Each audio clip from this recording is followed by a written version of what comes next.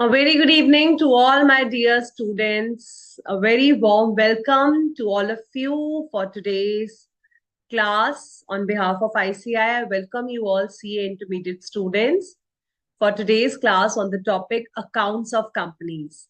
So we are on chapter number 9. You have already completed so many chapters and you have been doing so well. Good evening, Pooja, Nanda Goel, Hardik, Anuradha, Pallavi, Abhishek, Tambeshwari, all of you, Manvi, Dinanath. Thank you so much, Mahi, for such a beautiful comment. Even I have been missing all of you a lot, and I am sure my students have studied well. For all the chapters, you have revised well. B, Sai, Kiran Kumar, Neeru, Pranav, Yashashwini, all of you children, a very good evening. Ritika, Ragini, let me see the students who are with us on the portal. All right, Nancy, Ankit Mishra. Yes, I'm getting all of your messages also. So it is also working. That's great. So today we are going to start a very new chapter, that is accounts of companies. Now, when you talk with a CA student about the word accounts, so many a times children tell me, ma'am, this is a very huge chapter and we find it very tough. It's very lengthy. But what is the name of the chapter? Accounts of companies. Don't you think that this word you have been listening to since class 11? When you took admission in the commerce subject, you heard this word. That is your first word that comes in commerce is accounts. That is in fact your first subject. So we don't have to think that the chapter is too lengthy stuff. In fact, it is something about which we are very well aware about. All right. So first of all, even any chapter you begin, children, you have to make your habit to say this prayer that I'm going to learn this well. I'm going to listen to this lecture and I'm going to retain the information. And the third step is that I'm going to revise whatever my teacher has taught me. You'll never forget it. All right. So with this positive mode, let's begin today's session, that is accounts of companies, chapter number 9. Now, I am 100% sure the lengthy chapter is there, but we have to make it very, very simplified. So it has a lot of information, but we'll try to simplify it and try to understand how we can make it interesting and interactive. And again, as I always tell you, children, try to learn the information then and there when the teachers are teaching you. So in today's session, we are going to cover, this is your chapter's overview. We have section 128 to section 130. So we have divided this accounts of companies into 3 different sessions. One is on 9th that I'm having with you today, then it's 11th, and another one is on 16th. So in 3 different sessions, we're going to complete this chapter.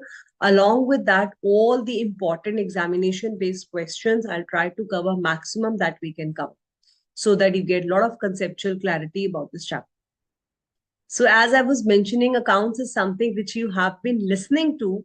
So the first word of this chapter only, books of accounts, financial statements. It is so simple, the definitions. Good evening, Khushi Singh. So these definitions we have already done. So instead of proceeding further in this chapter, I would like to take you to the chapter number 1, that is preliminary, just to have a quick recap of what we have done in the definitions of financial statements as well as books of accounts.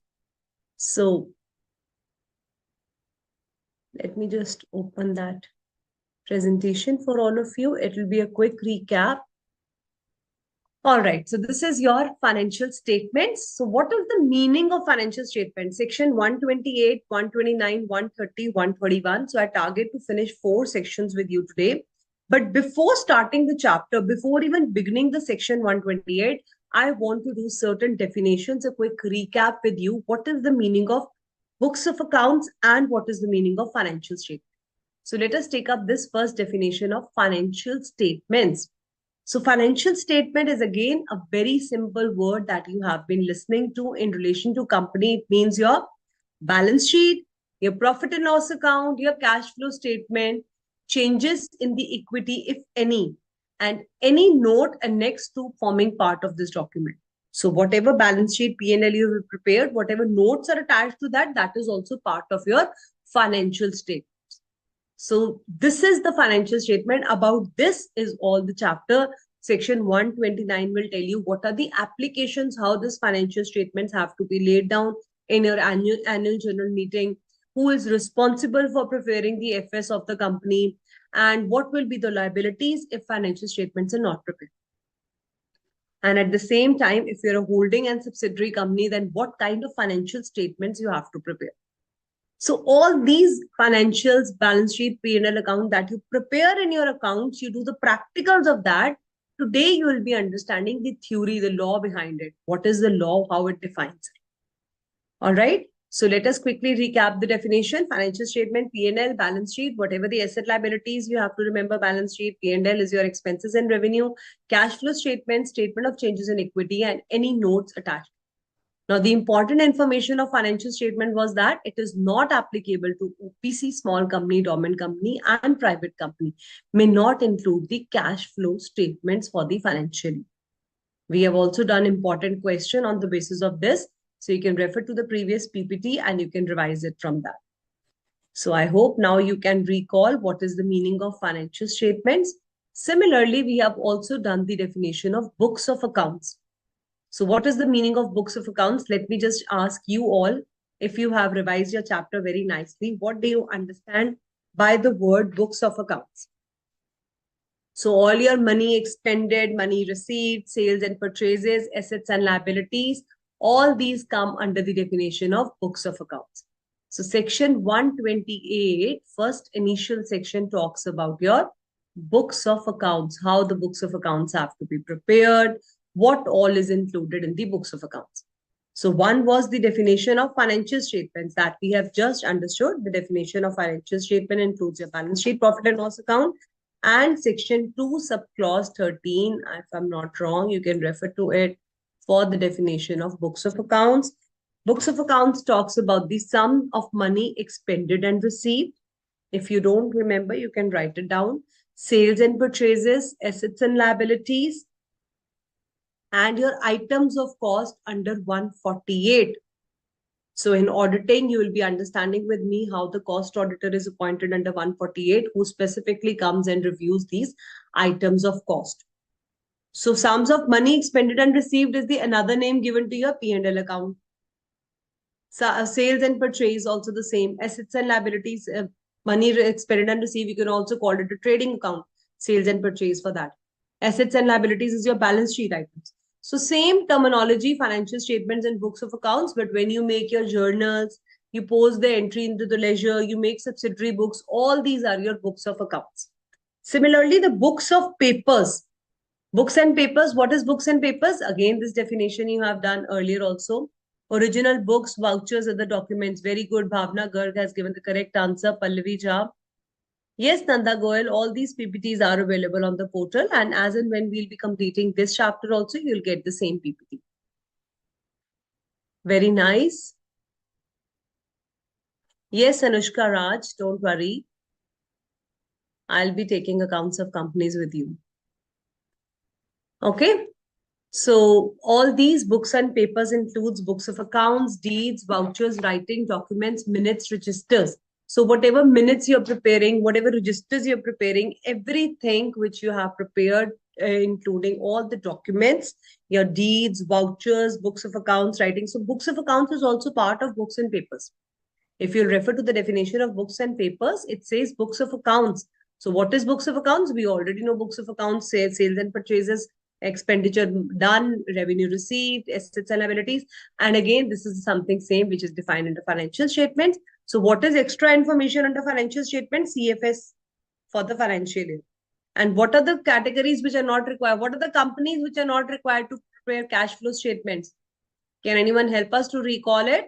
What are the companies which are not required, in which it is not mandatory to prepare cash flow statements? OPC, small company, dormant company, and private companies, which are new startups. Very good, Aisha, Nanda Goyal, Pallavi, Mahi, Bhavna, Hardik, Marva, Ritika. Good. All of you have given the correct answer. Ajay, Surya, Apurv, Bhavna Garg, correct. So cash flow statements is part of financial statements. Along with that, statement of changes in equity, whatever changes have happened in your equity, whether it has increased, decreased, whatever changes, the statement is given for that, along with your explanatory notes. And next, whenever you prepare your balance sheet, profit and loss account, you have brief notes given under it. That is also part of your financial statement. So clear books of accounts definition you have to learn. You can refer to the chapter number 1, section 2, books and papers. Also, you can refer to the deed, vouchers, writings, documents, minutes, registers, and your financial statements definition. Only one thing was important, that cash flow statement is not required in case of OPC, dormant companies, small companies, and private companies, which are new startup. All right. Okay. Yes, B. Sai Kiran Kumar, they are not, it is not mandatory, but they're encouraged to prepare because it is always beneficial to prepare these kind of statements. So the point number 1 is for the definitions. Let's keep revising it and dividing it into different points. Point number 2 tells you that these books of accounts shall be kept at the registered office or any other place in India as the board of directors may decide. So what is the second point? It relates to where the books of accounts needs to be kept. What is the place of keeping the books of accounts? First part is the definition. We have done the definition of 3 topics: books of accounts, books and papers, financial statements. Second topic talks about where the books of accounts need to be kept. So the books of accounts shall be kept at the registered office. So if there is a company ABC Limited and it has its registered office in Delhi, so where do I need to keep the books of accounts? The books of accounts will be kept in Delhi. Is that clear? If there is a company which is having the RO in Delhi, it will be kept in Delhi. But what is it saying? If all the board of directors, if they give approval, if we have taken the approval of board of directors, then can I keep my books of accounts in Chandigarh or in Pune or any other place in India? Am I allowed to keep my books of accounts in any other place in India? Tell me. If I'm having my registered office in Delhi, can I keep my books of accounts in Chandigarh or in Pune or in any other place in India? Yes, ma'am. If our board of directors have given the approval, that is very, very important, which condition I've already imposed. So if my board is not allowing, then I cannot keep it at any other place. But yes, if my board of directors is giving me a permission, I can keep my books of accounts in any other place in India. So my next question is, can I keep my books of accounts in USA? I can take board's approval or whatever it is. Can I keep my books of accounts in USA or London or Dubai? Oh, very nice. No, ma'am. There is no such condition because it is not written under law. It is very good, Pranav. It is specifically written. It can be kept at any other place in India. Good, good. All of you. Bhaskar, Ragini, Asta, Niru, Ajay, Surya, Sheikh. All of you have given the correct answers. So only the books of accounts can be kept at any other place in India, but not outside India. It is not required to be taken outside India, and also within India, an approval of board of directors is required. Is that clear? So we have done first point of definitions, second point of where to keep your books of accounts. How you'll make in your notes, make a chart, RO, any other place RO, board's approval is required. Outside India, not allowed. Finish. Third point relates to inspection. Can we inspect these books of accounts? The answer is yes, we can inspect the books of accounts, but only the inspection can be done by the directors. Inspection of books can be done only by the board's resolution. Board of directors can only inspect the books of accounts. And here they're talking about inspecting the books of accounts of subsidiary.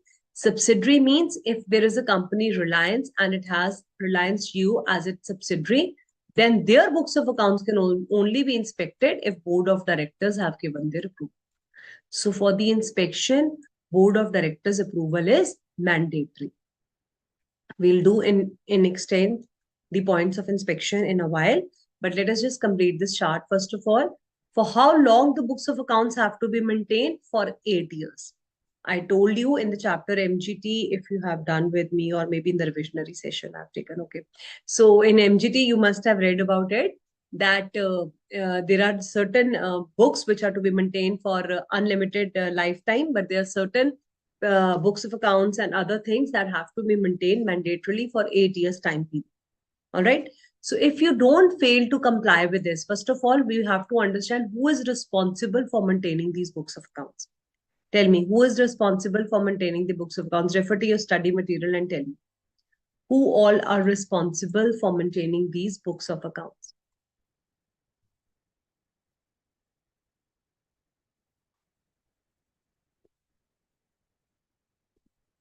I need to take you to the study material to show you who all are responsible. Yes, board of directors only, that's it. Nobody else.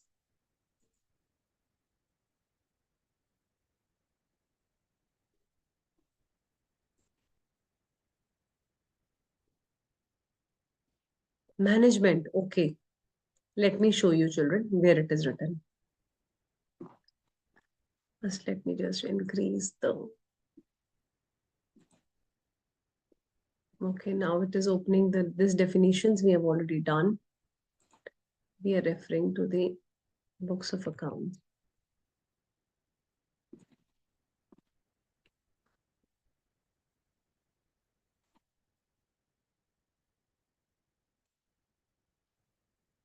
I hope it's visible now.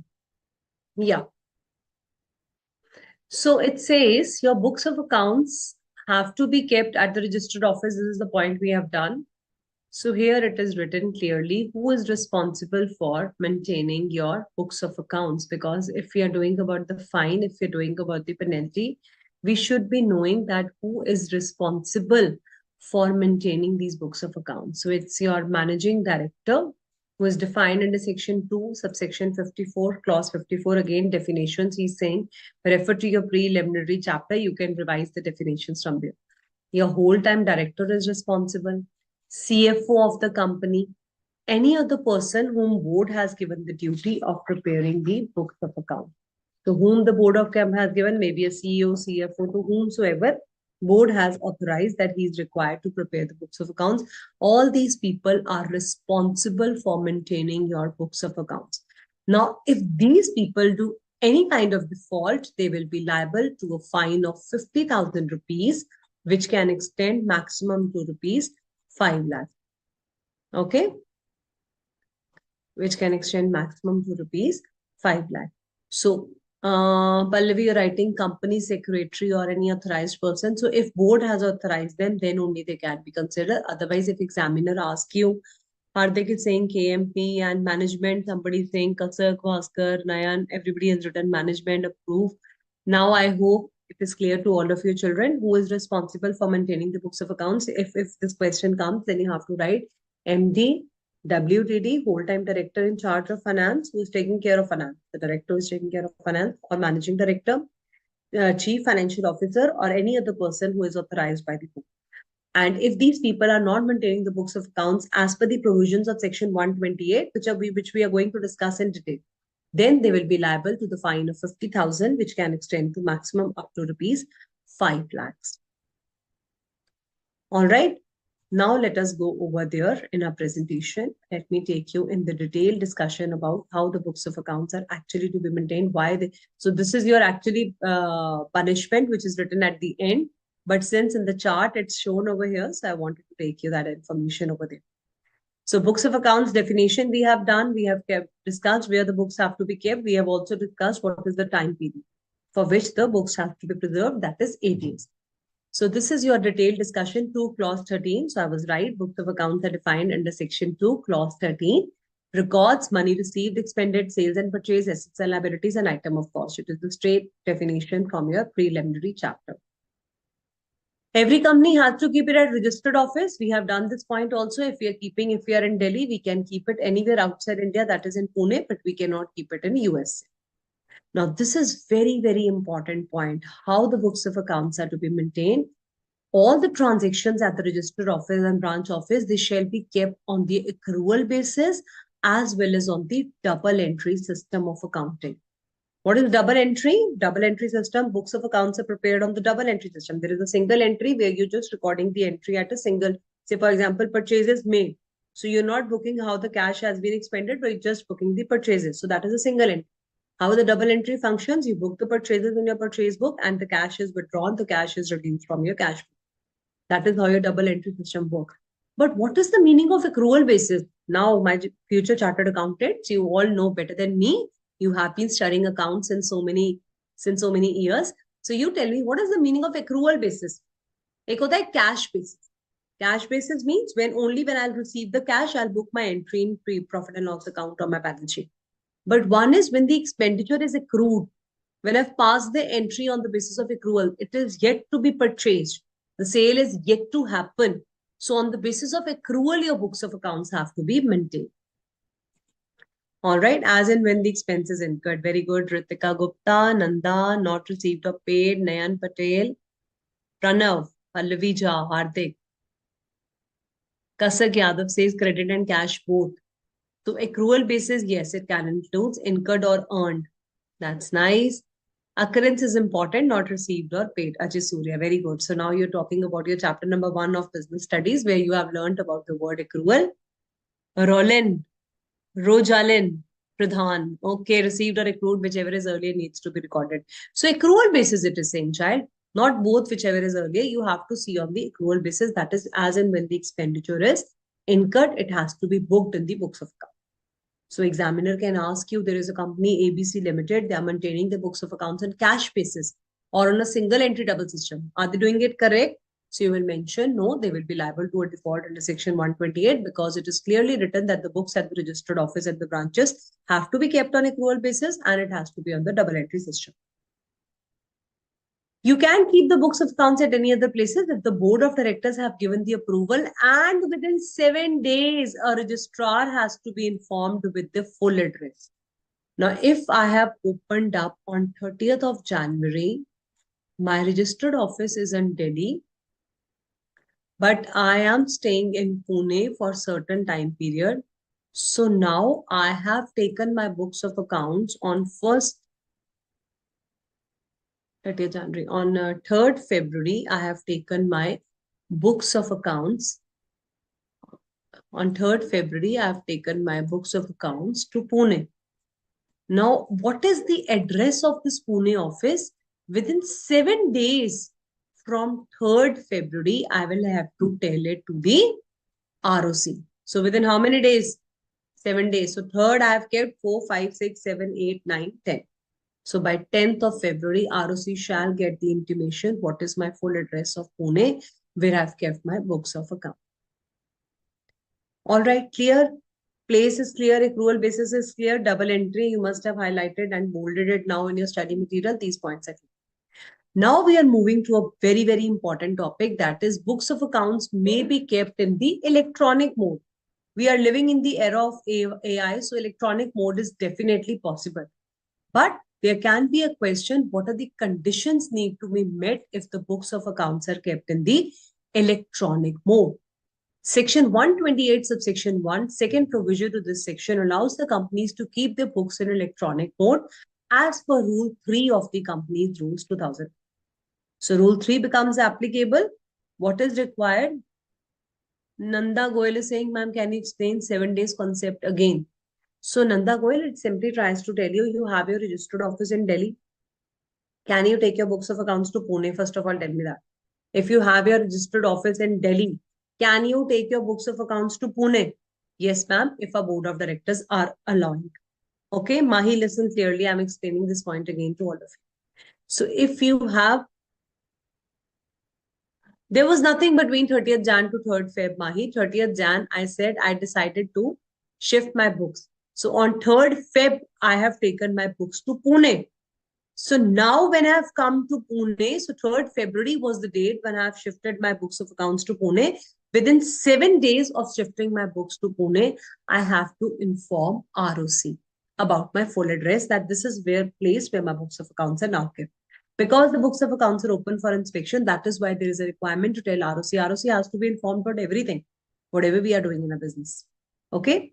Yes, Nanda Goel, with board's permission, you can take it. And once you have taken it to Pune, now whenever you have kept your books at another place other than the registered office, within 7 days, you need to inform the ROC.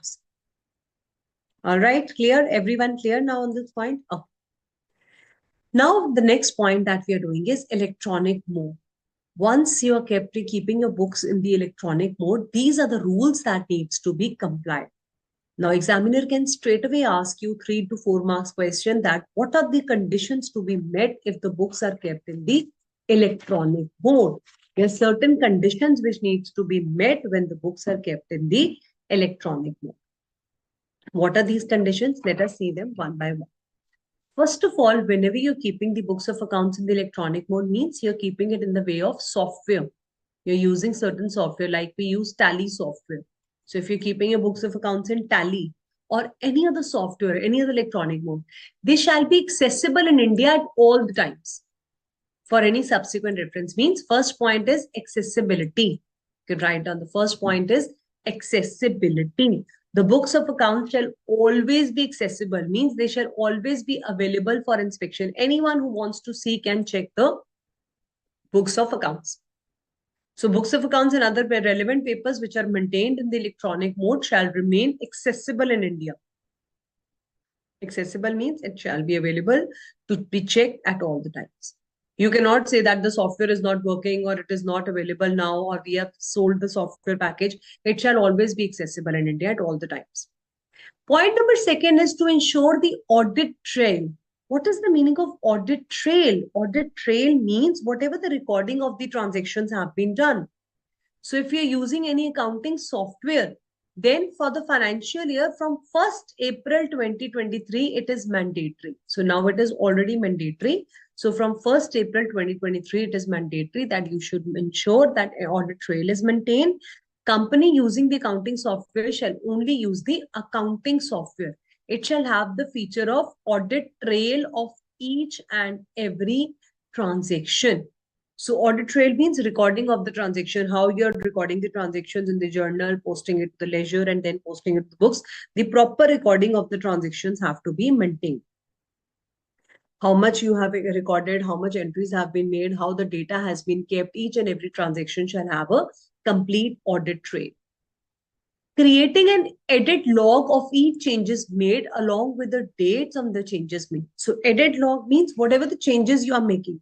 So earlier you have booked the purchases for 10,000, but you actually made the purchases for 5,000. So whatever they should be an edit log. So edit log means whatever chronological order of the events you are making, actions you're recording in the computer applications. So there shall be an option of editing also, whatever changes you want to make. And you have to ensure that the audit trail cannot be disabled. Audit trail cannot be disabled means you cannot dispose it. You cannot delete it. Okay. So what are the 3 important points related to this? First of all, you have to see that audit trail shall be maintained all the time. Audit trail means all the recording, transactions, everything has to be there. Edit log needs to be maintained. Edit log means for the changes that you're making, and the audit trail cannot be disabled.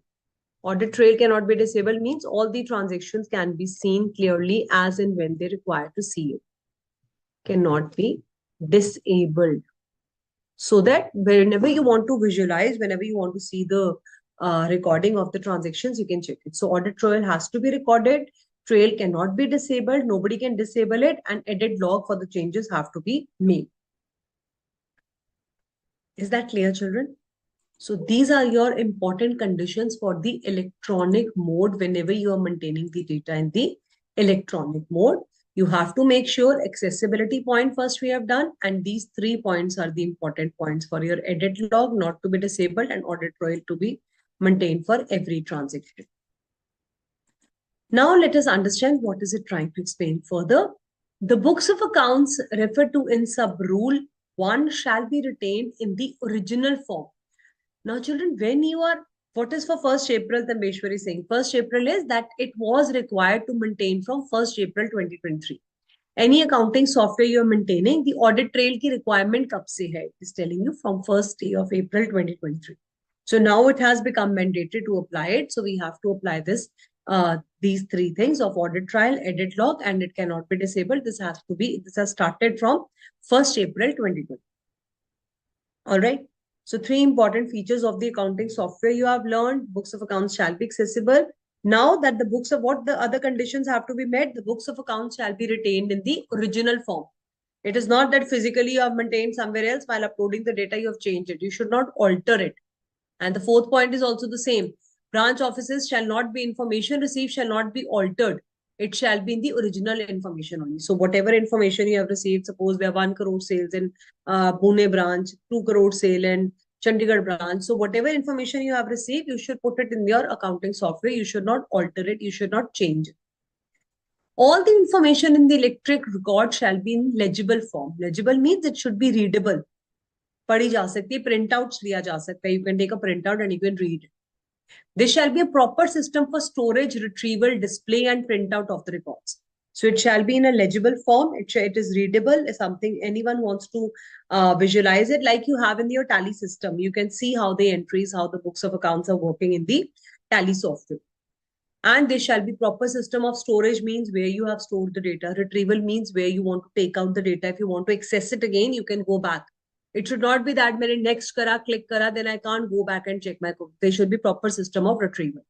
Display means how the things are displayed on screen, and the printout of the records. The record shall not be disposed means it shall not be deleted or made unusable unless the permission has been taken by law. So unless law is not permitting you, you will not delete these electronic records. The books of accounts, I've already told you, have to be preserved for 8 years. Now, eighth point is very interesting. Backup of the books of accounts have to be taken, including at a place outside India. If any servers physically located in India on a daily basis. Now, what is it trying to tell you? It says daily a backup has to be taken. Backup of your books of accounts has to be taken. What is the meaning of backup? Like you take a backup of your pictures. All the time you're on your WhatsApp mobiles, you take a backup. So daily backup of the books of accounts has to be taken. Specifically, if the server is outside India. Server is outside India means if there is a place outside India. Now, ma'am, you just told us we cannot have a place outside India. How are you saying we cannot take our books of accounts outside India? I told you, na? But there can be a branch which is outside India, and we have to take the information from our branch office also. Now, let's take an example. ABC Limited has a branch in Japan. Now, whatever entries are being recorded in the electronic system in Japan, a backup on daily basis shall be kept in India also. Why? Because tomorrow, if you have a breakup with Japan, you're not in the working and talking conditions with the same country, then at least your books of accounts are here. You have taken a proper backup. So if you have any place outside India or any other branches, you shall take up daily backup, including the servers located in India as well as the place outside India. Daily backup of the books of accounts has to be taken and maintained. All right. Yes, saved in a disk. Rathi Milani is saying, yes, the way you save it, you save your records so that they don't go haywire. So this is basically all your, these 1 to 8 points are related to your IT information, how you are maintaining the audit trail, how the edit log is there, it shall not be disabled. All these terminologies, just try to understand and learn it. Now I've made you understood it. Learning part is your responsibility. You have to learn. And when we do certain questions related to this, you'll be able to answer. And the records, if I ask you, can we delete the records? No, ma'am, the records not to be deleted. They should be legitimate, legible. They can be stored, retrieved, and how the backup has to be maintained. On daily basis, backup has to be taken of the books of accounts, including the places outside India. Now, company shall intimate. Now, another interesting point. Legible form means they shall be readable. They shall be, you can read it. It should not be that it is not visible only. Okay? Manoj Kumar, Nancy, Bala Muruguno, all of you. Yes, good answers you're giving. Ankit Mishra. Okay, there are students here also. Okay, okay. Keep writing your answers. I'm looking in between on the admin query also.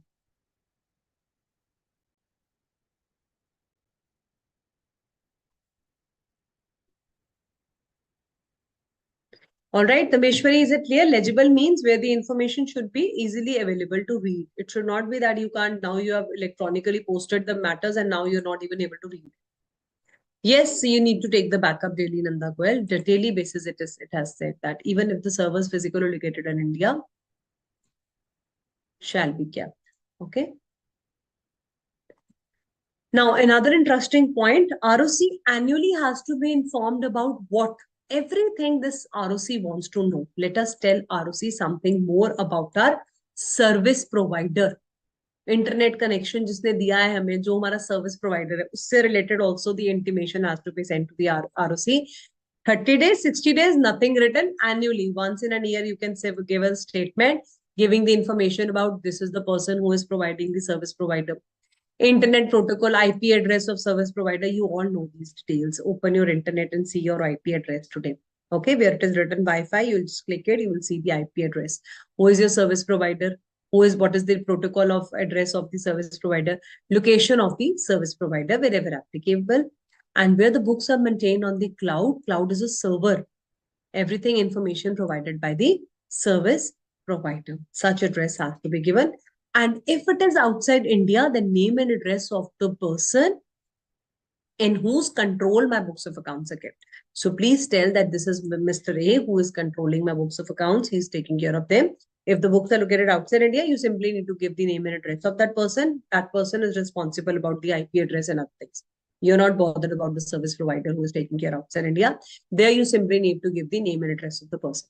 But here, internet protocol, IP address, location of the service provider, books of accounts maintained on cloud, their address has to be given, and the name of the service provider, annual information has to be given. 3 marks ka if he asks you, just learn it. So I told you a lot of learning part is there, but since we are understanding, we're enjoying it. So keep learning it along with that. We'll have a quick recap of 128, then only we'll move to 129.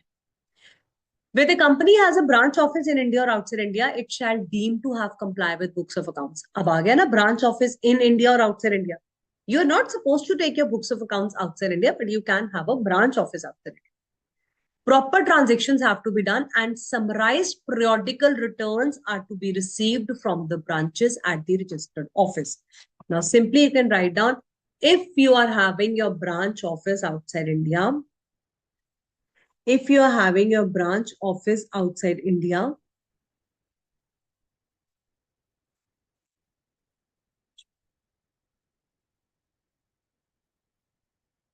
then proper summarized returns shall be sent to the RO office. Proper summarized periodical returns. Periodical returns means on the basis of how much period, 3 months, quarterly, yearly, annually, whatever they have decided. Proper summarized periodical returns shall be sent to the RO office. Is that clear? Okay.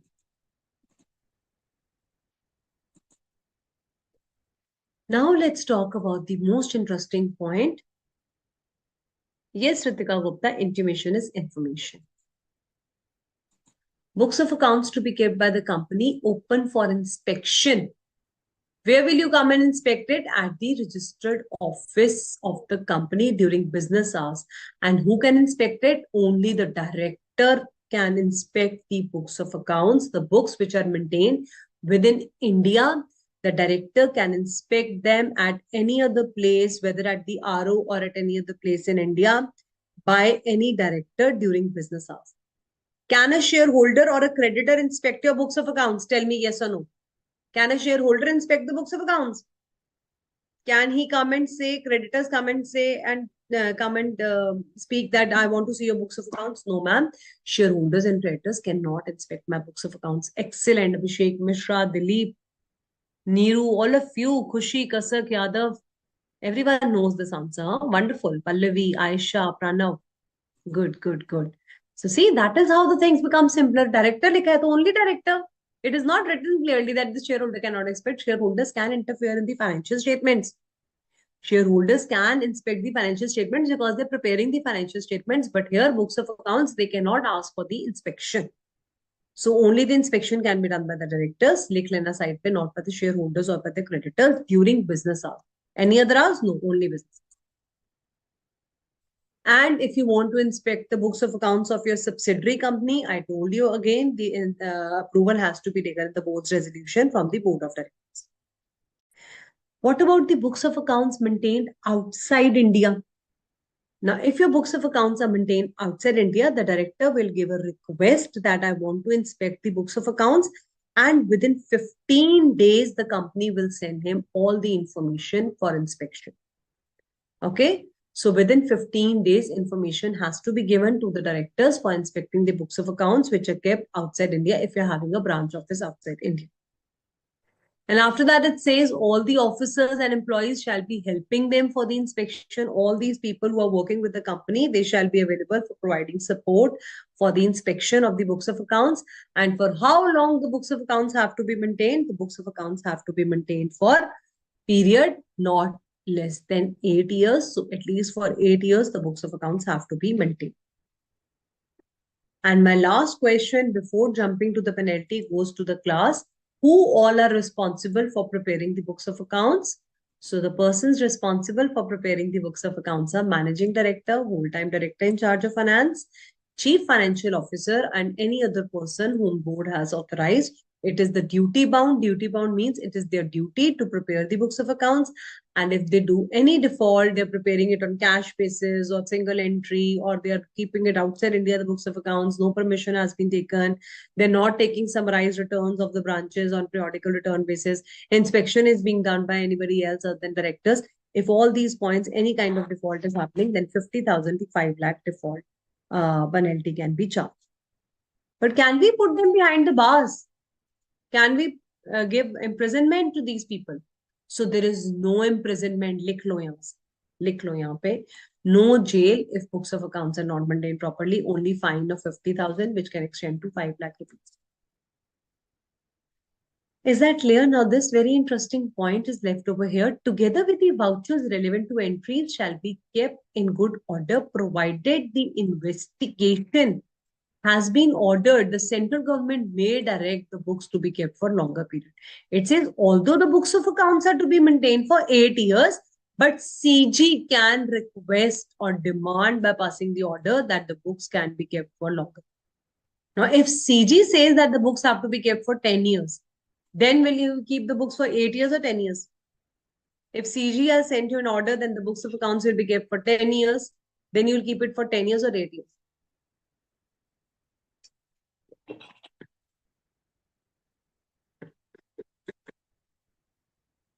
Excellent. Then you are required to keep the books of accounts for 10 years.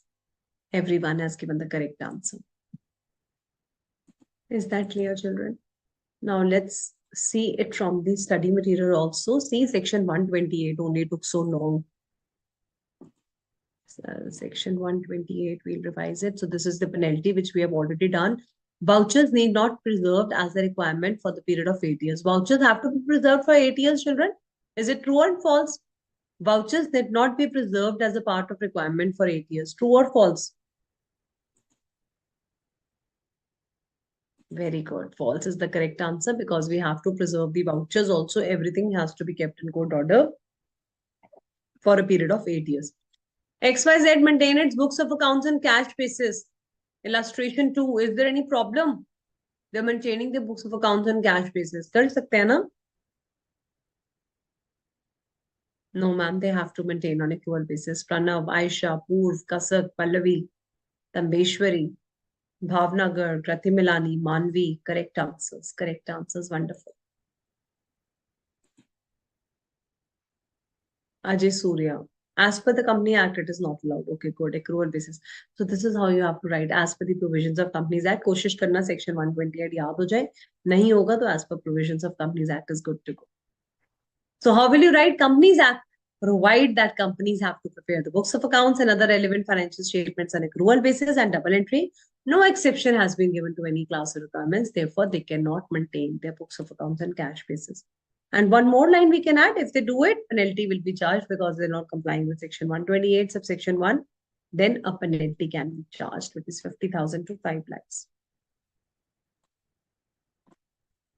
Let's have a quick recap over here. Anything which we have not done, 8 years point we have done. Vouchers have to be kept in good orders. They have clearly written that the vouchers also have to be kept for 8 years. Inspection of the subsidiary can be done only we have taken the authorization from the board resolution. Then only you can inspect your books of accounts of the subsidiary. So this is your central government can allow for longer period. We have done this also. Financial information outside country. Can we keep the books of accounts outside country? Only if you're having a branch. And if you're keeping it outside India, they shall be opened by inspection. Okay, one interesting point. Within how many days the information has to be provided? Within 15 days of the request of the directors, information has to be provided. Does the director himself can do the inspection, or he can get the inspection done through his power of attorney holder or any agent or representative? Who is required to do the inspection? Only the director. देखो ये बताया नहीं ना था तो किसी का answer नहीं आया. So ये पढ़ो ध्यान से. Financial information given by the director himself and not by his power of attorney holder or agent or representative. Write it in your own words over here. Inspection can be done. Write it for you. Inspection can be done only by director himself and not by his agent or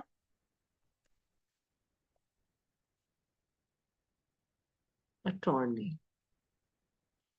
Okay, not by his agent or attorney, only the director can inspect the books of accounts. Clear, children?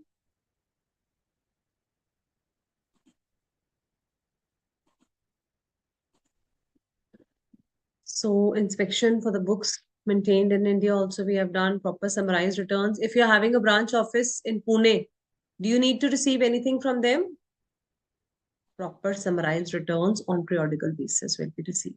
Okay. All these small points, keep writing it down. Okay. Information of service provider as it is learn kar lena. Electronic basis. What all need to be made for electronic books of accounts? Audit trail, edit log. Audit trail cannot be disabled.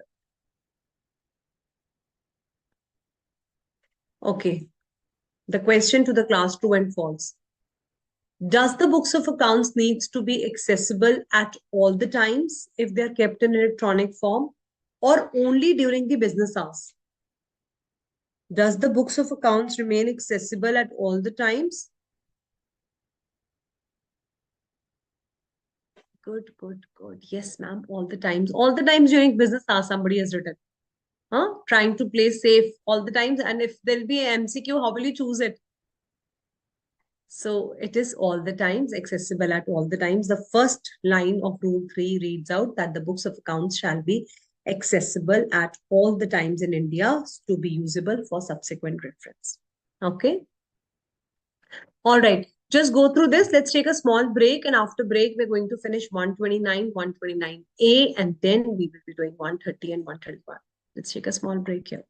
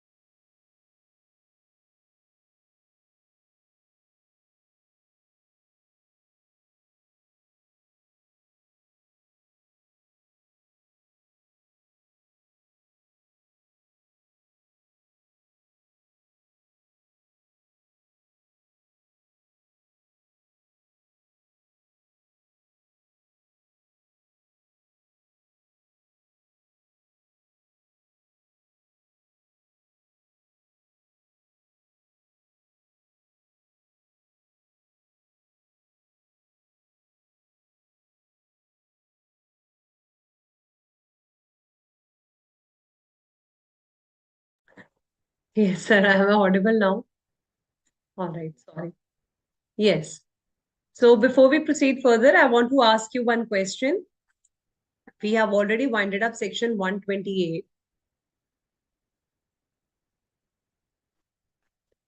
So if there is a company ABC Limited and they're having a branch office in USA and the director wants to inspect their books of accounts. A director has given a request to the company for giving them the documents. Within how many days the company shall produce these documents to the director?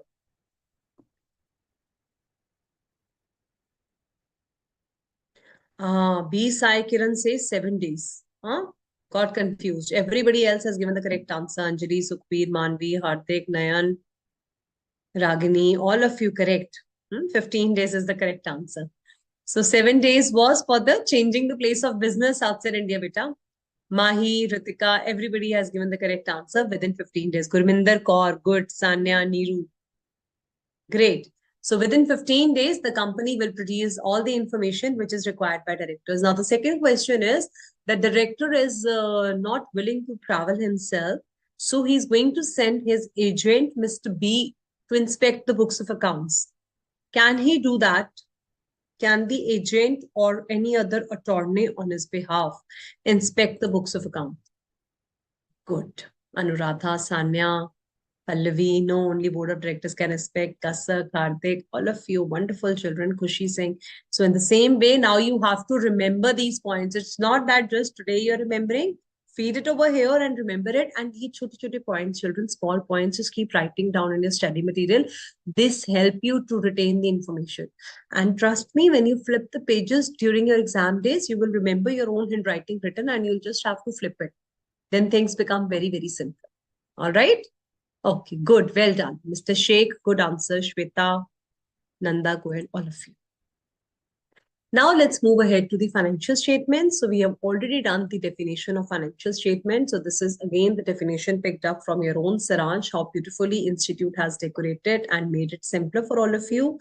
So section 2, clause 40 includes balance sheet, P&L, cash flow statement, statement of changes in equity, and explanatory statements forming part of financial statements is your definition of financial statements. And OPC, startup, small company, government company, and private company, which is a startup, will not include the cash flow statement. July 2021 question paper question we have done in preliminary chapter. Those who have not done it in the class with me, refer to the recorded lecture, and also the preliminary PPT is there with you on the portal. You can refer it over there. It is a very important question where I have asked you what are the conditions to be seen to make it a small company. And there was a default of filing of the cash flow statement. So you concluded that yes, the conditions have been met. It is a small company and small companies anyways exempted from preparing the cash flow statement. Therefore, there was no default of CFS. Okay. All right. So now let's move ahead. Section 129 says, what are the financial statements going to tell us? Number one, the financial statements give us a true and fair view of the state of affairs of the company. What is the meaning of state of affairs of the company? State of affairs means your balance sheet, P&L account, whatever financial statements, a cash flow statement, whatever you have prepared has been prepared with honesty, with fairness. It gives you a true and fair picture about what the company is doing. You're not doing any fraud. You have not booked any wrong entries. You have not made any illegal entries in it. Whatever you're doing it in a very fair way. So truthfulness and fairness have to be there. Financial statements tells us this thing that our books have been prepared in a true and fair way. Second thing, they tell us that we have complied with Section 133, that is accounting standards. So we will be discussing about accounting standards, Section 133 also in today's class. So accounting standards have to be prepared as per the provisions of Section 133. So whatever is written over that, our financial statements have complied with all the AS.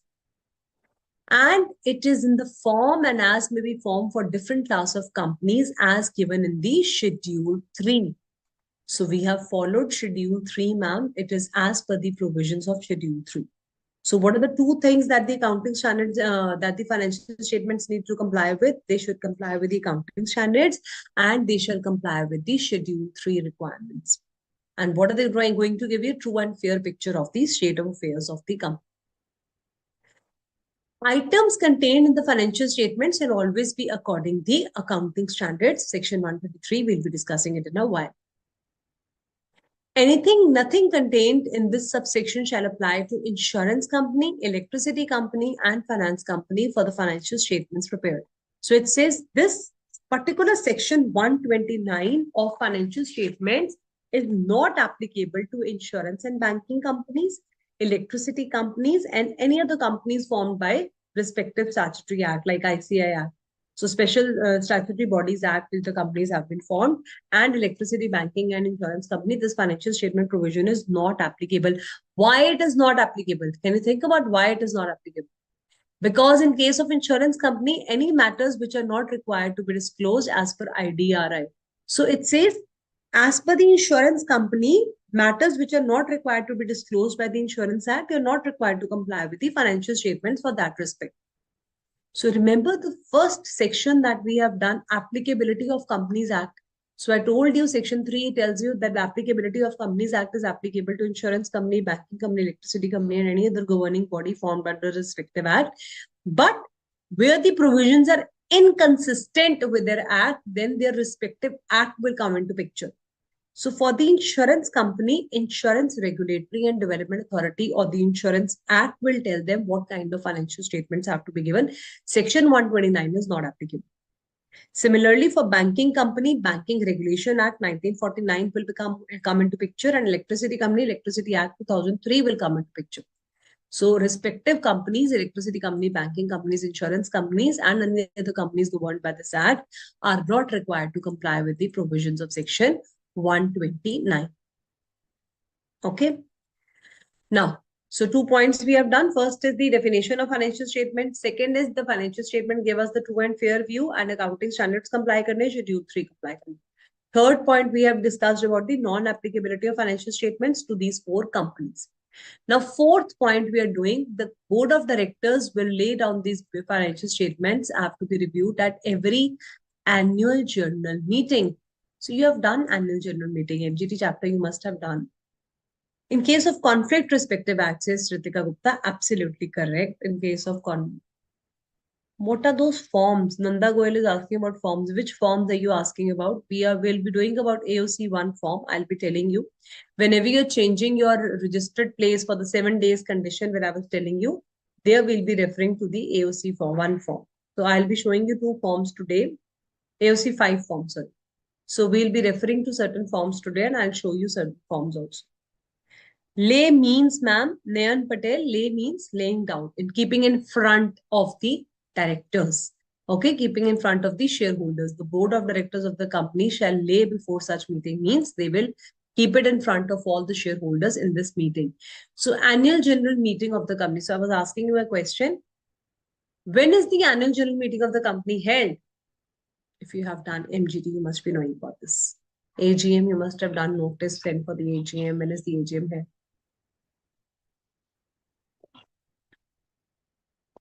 Section 96, 97, Section 100 EGM. Yes.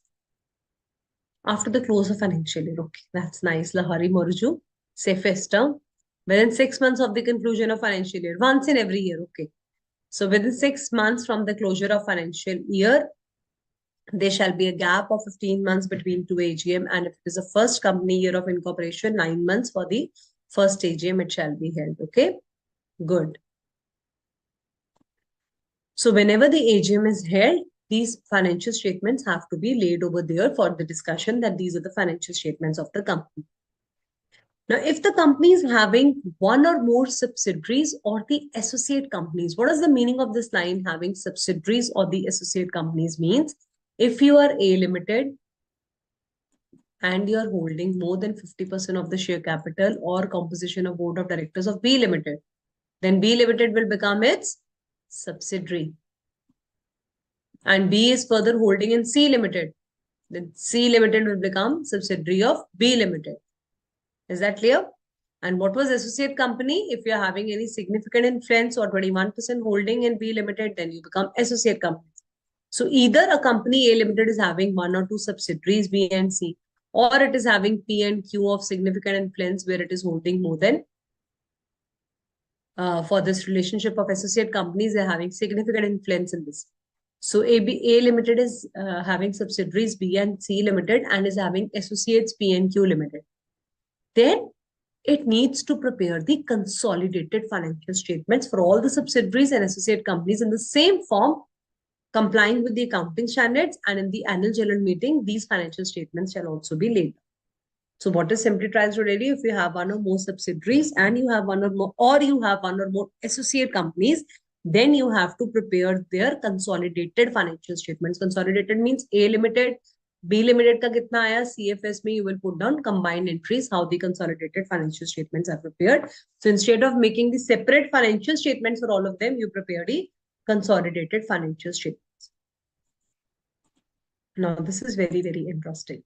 It says company shall also attach with its financial statements a separate statement containing the silent features of the financial statement of subsidiary and subsidiaries in the form AOC1 form. Now we have come to AOC1 form. Somebody was asking earlier only about this form. So AOC5 form we use when you have place of business outside the registered office. If you're having, for that we use AOC5 form. And for filing the silent features, we use the AOC1 form. So the first form that we're going to understand, AOC means accounts of companies. So the abbreviation is given for each form is with respect to the chapter that we are studying. So instead of giving, now it becomes very tedious to give the financial statements of all the companies. So they gave a separate statement that these are the silent features of the financial statement of subsidiary or subsidiaries or the anti-associate and associate companies. Now, what does this statement include? It will include the important things like turnover, expenditure, revenue, how much expenditure they have done, how much revenue they have earned, what were the taxes that they have paid, what were the main features. This all will be included in the AOC1, which I'm going to show you today at the end of the class, AOC1 and AOC5 form. Remind me if I forget. These two forms will be seen. Is that clear? So if A Limited has subsidiary B and C Limited, then it needs to prepare consolidated financial statements, and what it needs to give, instead of preparing a separate FS, it will prepare the silent features statement showing all this in AOC1. Manner of consolidation of accounts. Now it is going to tell you how you have to consolidate the accounts. So you can write down this heading is CFS. It is specifically talking about the consolidated financial. What is the procedure about the consolidated financial statements? Number one, it shall comply with Schedule 3 and accounting standards, like you were complying with the financial statements also with two things. CFS also shall be made according to Schedule 3 and applicable accounting standards. Companies covered under 129 subsection 3 are not required to prepare the financial statements. If it is sufficient, they can comply as per the Schedule 3. So it says that specific companies, if they're not required as per the accounting standards, they're not required to prepare the financial statements, then they shall sufficiently comply with Schedule 3. If you're required to make a CFS, then only comply with Schedule 3 if AS requirement is not. All right.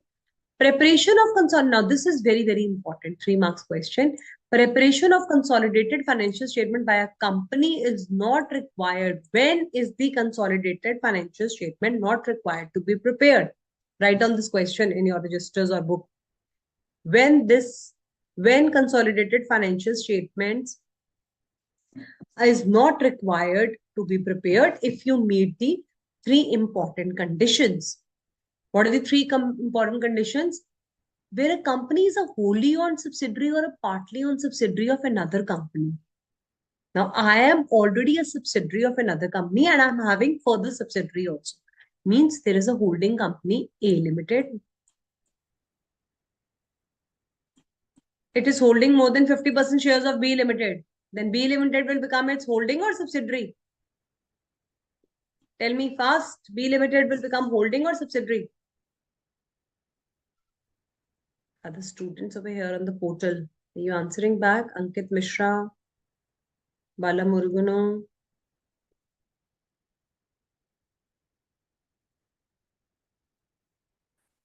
Nancy, okay, good answers. It becomes its subsidiary. Good. And if B Limited is further holding more than 50% of the shares of C Limited, then C Limited is also subsidiary of B Limited. All of us on the same page? C Limited is also subsidiary of B Limited. Now here it is talking about the exemption given to the B Limited. A Limited is already preparing the CFS. So it says B Limited, relax, you don't need to prepare the CFS, but 3 conditions have to be met. So when B Limited is not required to prepare, if it is a wholly owned subsidiary or partly owned subsidiary, so it is a wholly owned subsidiary. And the members, including not those not otherwise entitled to vote, so you can read this line, members have intimated in writing the proof of delivery is available that they do not object the company in presenting the consolidated financial statements. Means B Limited will have to take the permission and approval from all its shareholders that they have no objection if it is not preparing a consolidated financial statement. So when are the consolidated financial statements requirement not required is no need to prepare CFS if a subsidiary company will not make the CFS if it has taken the approval from all of its members, all the shareholders. If there are 100 shareholders, only 80 has given the approval, then it is not acceptable. All the shareholders have given the approval that they are not required to. They're okay. They don't have any objection that if you're not preparing the consolidated financial statement, this is the first condition. What is the second condition? It is a company whose securities are not listed. So it is an unlisted company and neither it is in the process of listing, whether in or outside India. Outside India bhi nahi hona chahiye. So if it is a listed company, then this provision is not applicable. You should be unlisted company. And if it, B Limited is in the process of listing, it's in the stock exchange, then can you apply this exception to them? Yes, in written form, it has to be taken, beta. The written consent of the approval of shareholders has to be taken. No, ma'am, then it will not be applicable. Good. Its ultimate or any other immediate holding company. Who was its ultimate holding company? A Limited. A Limited shall be preparing the CFS and filing it with the ROC, and it has prepared it with the applicable accounting standards. So what are the 3 conditions needs to be seen? Number 1, I have taken the approval from all my shareholders that they have no objection if I'm not preparing CFS. Number 2, I'm not a listed company and I'm not even in the process of getting myself listed. And number 3, my holding company, that is A Limited, is preparing the consolidated. My parent company is preparing the CFS as per the Ind AS, that is accounting standards, and it is filing it with the ROC. I don't need to go. Then B Limited, subsidiary company, is exempted from. So the question is, when is the subsidiary company exempted from preparing the CFS? Number 1, if it is taking approval from all the company's shareholders and they have no objection. Number 2, it is unlisted company and it is not in the process of listing. And number 3, parent holding company is making CFS as per the accounting standards and it is filing it with the ROC. Is that clear? Provisions of this Act are applicable to the preparation of the audit statements of holding company apply mutatis mutandis to the consolidated. So it says whatever is applicable to the financial statements applies to the consolidated financial statements also. Mutatis mutandis means in the same way it is applicable to the consolidated financial statements also. Everyone is clear till here? Any doubts till this point? Yes, the approval of all the shareholders is required for the exemption. Now let's move down to the point of deviation. So you can give it a heading, point of deviation. Now, if your financial statements do not comply with the accounting standards, what happens if you're not complying with the... Yes, unanimous approval must be there. Okay. The Meshwari mutatis mutandis means it applies in the same way as it is applicable to holding companies. It applies same way to the subsidiary companies also. It is as it is applicable to the financial statements, it is applicable to the consolidated financial statements also. So you don't have to check out Nanda Goyal, what are the companies covered under 129 section 3. It simply tries to tell you that all these companies which are not required to mandatorily maintain the CFS, you simply have to remember those 3 conditions, okay? Still, when I open the study material, I will show you this respective 129 subsection 3 also. All right, now let's move to the point of deviation. It is very, very important and very interesting point. So if your financial statements do not comply with the accounting standards, say for example, accounting standards tells you that you have proper accounting standard for following the method of depreciation. So accounting standard, it is written that you have to follow straight line method, but you followed WDV method. Or there is a method of valuation of inventory, it is written you have to follow FIFO method, but you follow DIFO method. Now your financial statements are not as per the accounting standards. Accounting standard says that the depreciation should be 50,000, but you have calculated it 20,000. So because of the different application of the principles, a variation of 30,000 has come. So now you need to disclose it in your financial statements that number one, that you have deviated from the accounting standards. There can be reasons for that. You have to give what was the reason of this deviation and what financial effect does this deviation have. If it was 50,000, then you subtract those from the financial assets. This would have been the figure which is appearing in my balance sheet. Now you have taken 20,000. Now you have subtracted. This is the figure. So the 30,000 figure is the deviation which has taken up, reason for this deviation, and what has been its financial effect has to be disclosed in the financial statements. If any deviation has been made, deviation means आपने divert कर दिया, आपने follow नहीं करा. So fifth point के आगे you can write down if the financial statements are not as per the accounting standards. Central government may on its own or may an application made exempt any class of companies from complying with the rules requirement if it is considered necessary in the public interest. So central government has the power to exempt any class of companies. Have they exempted? Are they mentioning about any class of companies which exempted? No, ma'am, they're not mentioning. They're simply giving that central government may exempt any class of companies from complying the section if it is in the public interest. So if they find that this is required in the public interest, you're not required to maintain your financial statement, then they may exempt. All right, as of now, only CFS exemption we have done in the financial statement. That is for the cash flow statements, those certain companies are exempt. Is this clear, children? All right. And the next point for financial statement is very, very important, contravention of financial statements. We did the contravention of books of accounts. Similarly, we did the books of accounts, who was responsible to prepare. So first you have to tell me who is responsible to prepare the financial statements, MD, WDD in charge of finance, CFO, any other person. So can you see the same four people? So it becomes easy to learn. Books of accounts bhi इन्होंने बनाने हैं, MD, WDD, CFO, any other person authorized by the board, or financial statements also, these four people are liable. Now, here the interesting thing is, if you don't have these people in your company, then all the directors are responsible. There is a company, ABC Limited. It has MD Mr. A. Mr. C is whole-time director in charge of finance. Mr. D is CFO of the company. Who is responsible for section 129? Mr. A, Mr. C, Mr. D. If they don't follow, they will be liable for the penalty. But if ABC Limited is not having MD, is not having whole-time director, is not having CFO, then whose responsibility it is? Then it is the responsibility of all the directors of the company to make sure that the financial statements are in compliance with section 129. And if section 129 is not complied, same fine, 50,000 to 5 lakh rupees. And imprisonment of 1 year, children. We can put the directors to jail for 1 year if financial statements are not complied. Can you put the directors to jail if books of accounts are not as per 128? Yes, ma'am, or no, ma'am? Sometimes I feel that I straight away ask a question, it gives you a hint that that's why ma'am has asked, because it might not be possible.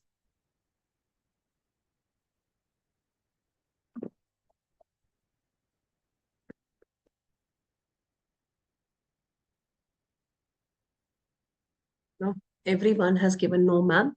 Only 128 we only have fine. Pranav, Nayan, Neeru, Rathi Milani, Pallavi, Kasak, Hardik, Anjali, Apurv, Dilip, Khushi Singh, my God, Tambeshwari, very nice. Abhishek Singh, everyone, good answers. Okay. Thank you, Nanda Goel. I'm glad she has written the way you teach us inspires us. So I'm happy to know that. because your appreciation gives me motivation to teach you more in this way, so it becomes interactive and you enjoy studying. Ritika Gupta, no, ma'am, books of accounts is not the it's not responsibility of directors. Okay, it is responsibility of MD, WTD, that's fine. But here I've asked you, can we put them into jail? No, ma'am, we cannot put them into jail if books of accounts are not properly maintained. But in financial statements, if you don't prepare the financial statement as per section 129, then you can go to the jail for 1 year and fine. Both can also happen. Is that clear? Now let us quickly go to the financial statements in the study also and see if we have done everything. You see one form I remembered that I have to show you.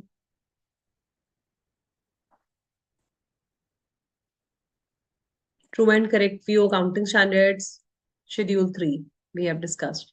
Schedule 3 is divided into, you can simply read this is not schedule 3, is divided into 2 divisions: financial statement to comply with, and Indian accounting standards and accounting standards as per rules given over there. So this is not very important.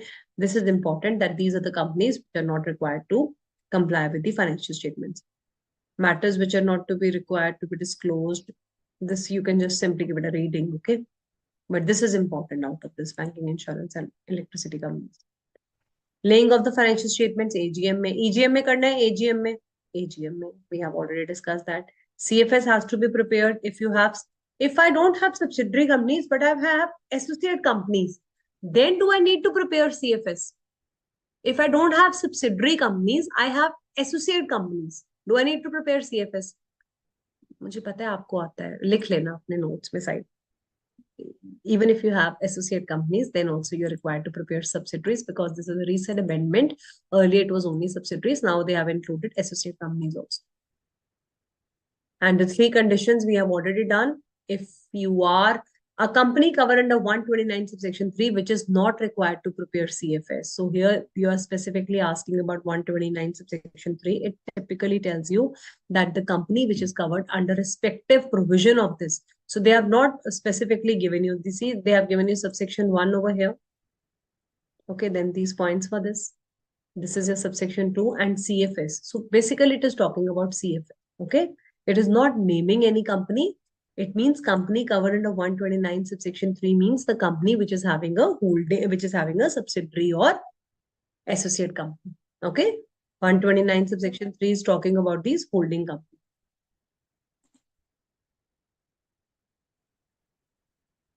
Okay, then it is not required only if it has taken the consent from all the shareholders and it is not in the process of listing and the holding company is preparing its consolidated financial statements.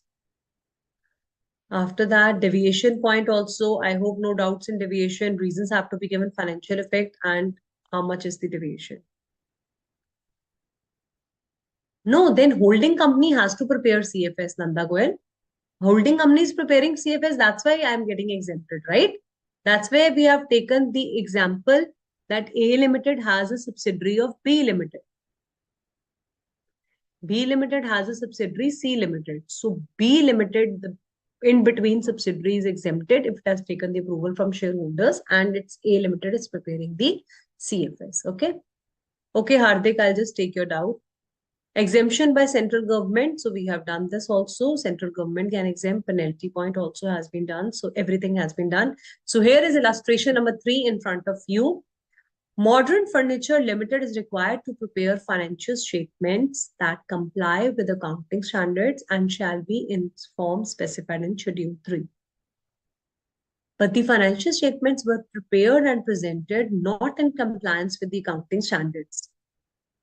Therefore, we need to give the reasons for deviation, financial effect. Now, you just have to tell the deviation, or you have to tell deviation and reasons also, or you have to tell the reasons and deviation, financial effects, or all of the above. What will be the correct answer for this one? I hope you're not cheating in your book and telling me. D is the correct answer. Wonderful. Because all these things have to be told. Good. Now, children, 129 A is very, very interesting. Let me go back to Hardik's query. Ma'am, under 133, do we have to follow Ind AS or AS? So we will discuss section 133, then I'll tell you. Okay, it's accounting channel, Indian accounting channel.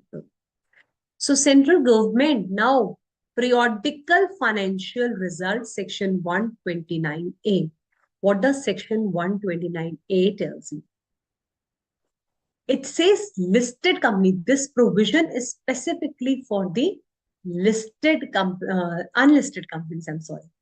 This provision is specifically for the unlisted companies. It says listed companies are anyways required to do so much required to be done by them because SEBI requires them to follow all these rules and regulations. And then there are other methods they need to give all this information required by other compliances. So listed company has to give a lot of information.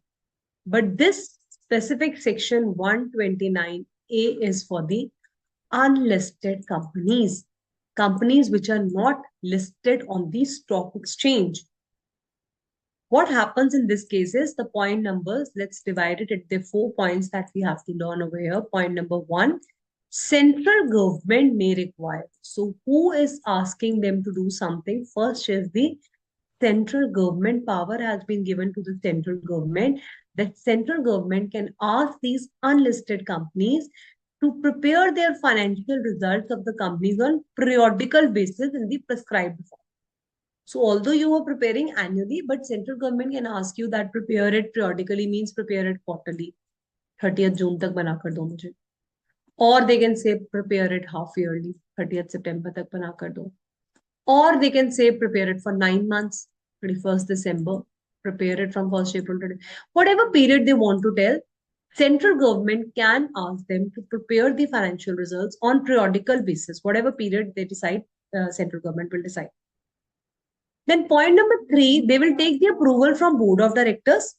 Approval will be taken from board of directors that look, we have got this application from CG and we need to prepare the financial statements as per this period.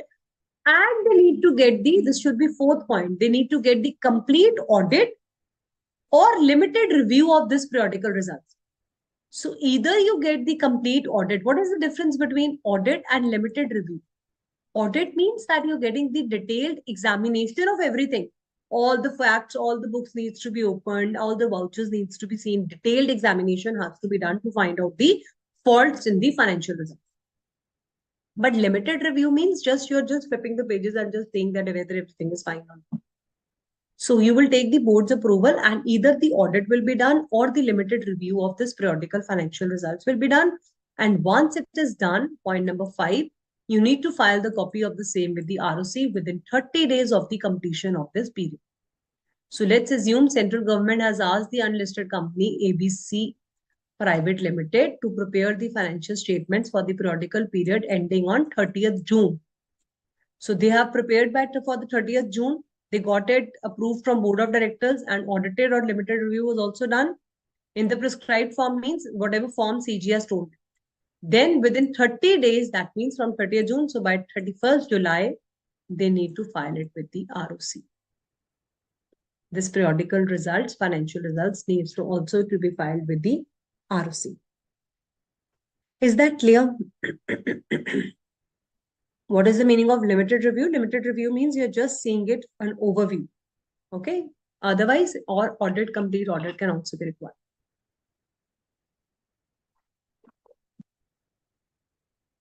So again, a 3 marks question, 129A can come up. ABC is unlisted company. Can they be asked to make a periodical financial results as per CG? Yes, ma'am, 129A is applicable. CG has been given the power. CG uses its power or not, that is up to CG. CG may require them. ये नहीं कहा भी in unlisted company को बनाना है. Central government may require them to prepare the financial results on periodical basis. Get it approved by board of directors, get the audit or limited review done, file it with the ROC, that's it. Only this much is your requirement to be done. Yes. Is it clear? Anyone having complete audit for that period with the yes, Lahari Modaju, only for that period for which CG will tell you, only for that period you need to get the complete audit done. Okay. Audit means reasonable assurance, review means limited assurance. Absolutely correct, Hardik. Okay. Now, before we proceed further, anyone has any doubts? You want to raise hands, you want to speak. Section 128, 129, and 129A has been completed. And you have been very good students, have been answering the questions also in between. If you have any doubts, you can ask. Meanwhile, I'm reading out this for you. There are approximately over 11 lakh unlisted companies. So 11 lakh companies में से किसी को भी बोल सकता है CG operating in India. Some of them are really large with widely spread, make corporate governance critical issue. Hence, this new section, children, please remember, it is a new section amended to improve the corporate governance of unlisted company, requiring them to prepare the periodical financial results in addition to the annual submission. Very important. It does not mean that they don't have to submit. वो तो बनाना ही बनाना है annual submission of financial reports जो आप MGT में पढ़कर आए हो, annual return, FS and everything has to be filed at AGM. That you have to do. Section 129A is an additional section for unlisted companies that CG can also ask for this. And no rule has been prescribed notification made under this section. So no rule has been prescribed as of now ki how the procedure has to be done. What the rules tells you? Rules tells you how the entire procedure has to be followed for various kind of things. So no rule has been prescribed as of now. What is written on page number 9.5 about IFSC company? Okay, I'll just open that. Page number 9.5. Somebody has asked a query. 9.5.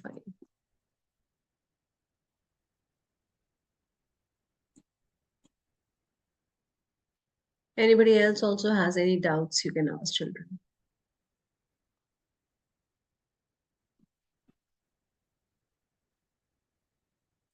Okay, this question are you asking about, child? Okay, also answer me this example number 1. Mahindra Limited was incorporated on 22nd February. Its first financial year complies of the period 21st day of the March following year. 2 years from the date commencement was given to the corporates to align. Okay, so this was the amendment that was made. This was the amendment for the financial year. I hope you all have read this from the first day of the January. This is the same definition that we have done in the preliminary chapter. So if you are after the 1st January, then you have to count the period from that respective date. Okay, now your query. In case of specified IFSC public company and IFSC private company, that is a subsidiary of foreign company, financial year of the subsidiary may be same as of the financial year of holding company and the approval of tribunal shall not be required. So this is basically related to your financial year point, Tambeshwari, where you have read in preliminary chapter also that if you're following a different, say for example, I am a holding company in India and you are my foreign subsidiary in US. In US, you follow 1st January to 31st December. And I am following 1st April to 31st March. So for consolidation purpose, I might need to change my financial year from 1st January to 31st December. So I will make a request to the tribunal and central government on application made may allow me to follow any other financial year. Okay. So why this was not respectively specifically taken? Because this is your specific point from chapter number 1. All right. Got it now? Clear? Okay. All right. Anyone has any doubts? Anybody want to ask anything else? Because we'll be taking a small break here. So now section 130 and 131 are left. I think let's finish section 133 and then we'll take a break. Because section 133 is a very, very tiny section. Let's finish it off.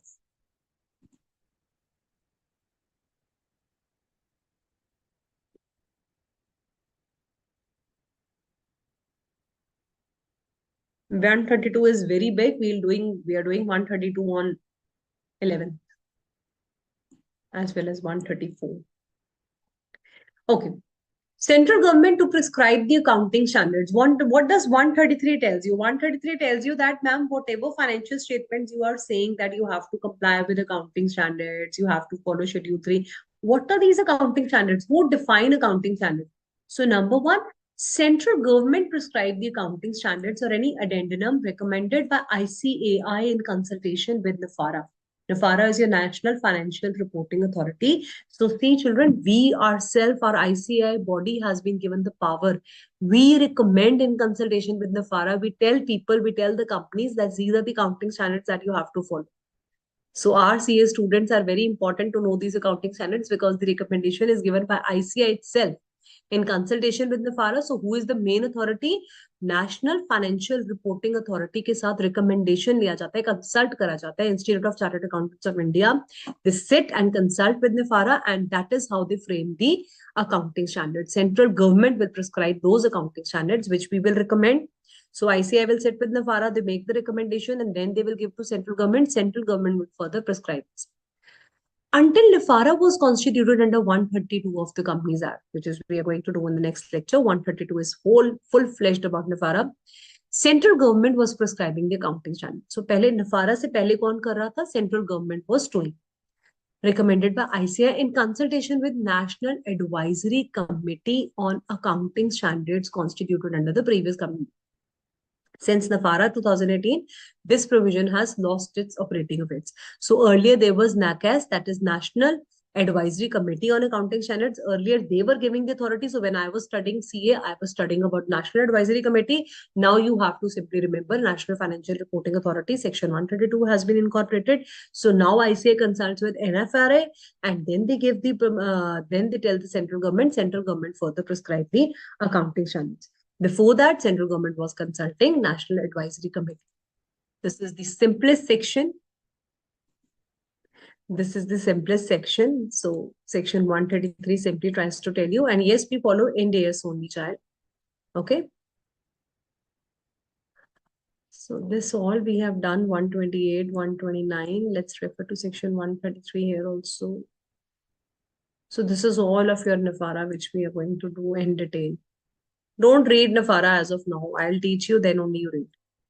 Okay, this is the NCA, ICAI in consultation with NIFARA. Nothing has been given specifically. So MCA on behalf of companies have notified accounting standards rule, Ind AS rules 2014. Existing powers has been given under 133. MCA on behalf of central government has notified. So we have given Ind AS also. We have given accounting standards depending upon the type of company. So this was amended and 2021. So whatever, so you don't have to learn accounting standards over here, that you're doing as a part of your account syllabus. SEBI ने क्या बोला है? Supplement the provisions by providing that district company shall comply with all the applicable and notified accounting standards from time to time. So this we already know that we have to comply with all the regulations, more regulations and compliances for the listed companies because they have to follow the huge body of SEBI. All right. So let's take a small break over here, and then we will be completing section 130 and 131, which talks about your revision of financial statements. So we have prepared the books of accounts, 128. We have prepared the financial statements, 129. Unlisted company prepared the periodical financial results as per the requirement of CG, 129A. Accounting standards to be prepared, 133. So now 2 sections more left. Let's take a small break here.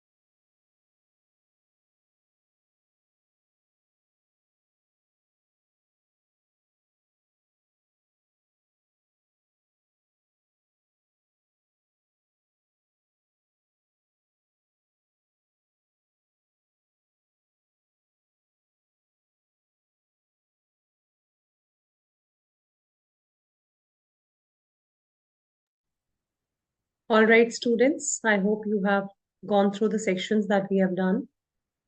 We are now going to proceed towards section 130.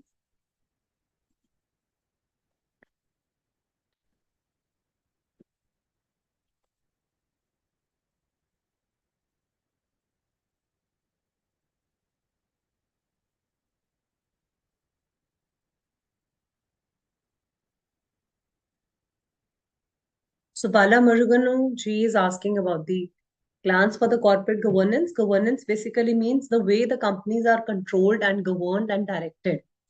So how your directors are appointed, how your auditors are appointed, all these things have to be governed properly. So in detail, we'll be discussing when we do other sections about this, okay?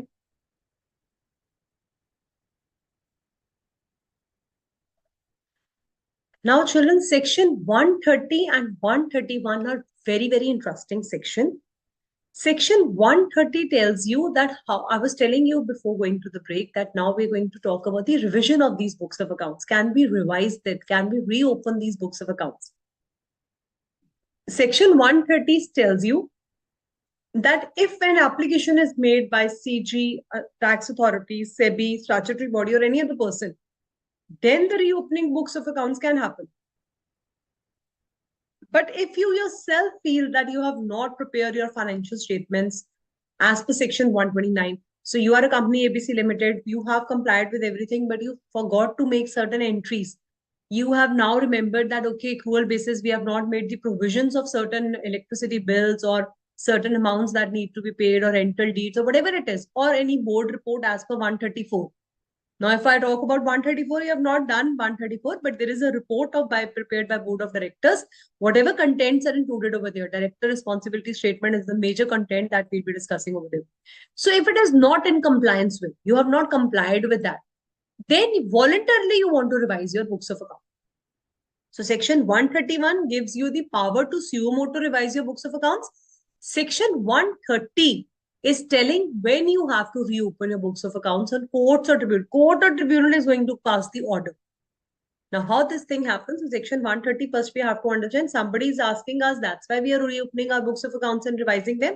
Section 130 is suo motu, you have taken the decision that your books were not as per the requirements of section 139 and 134. So you are now revising your books of accounts. So section 130, first of all, application to be made by central government, income tax authorities, SEBI. So you're a company ABC Limited and central government applied to you that, look, ABC Limited, you have not prepared your accounts in a proper manner. You have done some fraud in preparing your accounts. Or the affairs of the company are mismanaged. You have a doubt regarding the reliability of the financial statement. So CG gives an application to ABC Limited that either there is some fraud in your business, you're not doing the entries properly, you're doing any fraud, or there is mismanagement of the affairs. The affairs of the companies are not managed properly. Then if application is made by central government, to whom they are making this application, application will be made to the court or tribunal. If court feels that, yes, this is really right, that they are doing some fraudulent manner, or there is mismanagement of the affairs, they will give the notice to the applicants. Now, who are the applicants? Before passing the order, court will go to the income tax authorities, SEBI, statutory bodies, or any other person concerned. They will ask them, do you have any objection? Central government has given us the application that this ABC Limited is doing a work in fraudulent manner. Income tax authorities के पास जाएगा, आपको कोई objection तो नहीं है? Do you want to say something? Do you want to give a separate representation? So the representation will be given by income tax authorities, SEBI, statutory body, any other person. They will be taken into consideration, and then tribunal or court will pass the order to revise or recast these accounts. And once the order has been passed for revising your books of accounts, then these books of accounts will be your final books of accounts. You cannot change it further. So what is section 130 telling us? First, we have to learn these 5 bodies. See how beautifully these 5 bodies are written over here. So let us see the 5 bodies in purple. Central government, income tax authority, SEBI, statutory body, or any other person. Any other person means any other person who is making a application to the board of directors. To whom this, first, these are the people who will make an application. Second point, to whom the application needs to be made, children. Yes, reply me on the chat box. To whom the application needs to be made. Application needs to be made to the court or tribunal.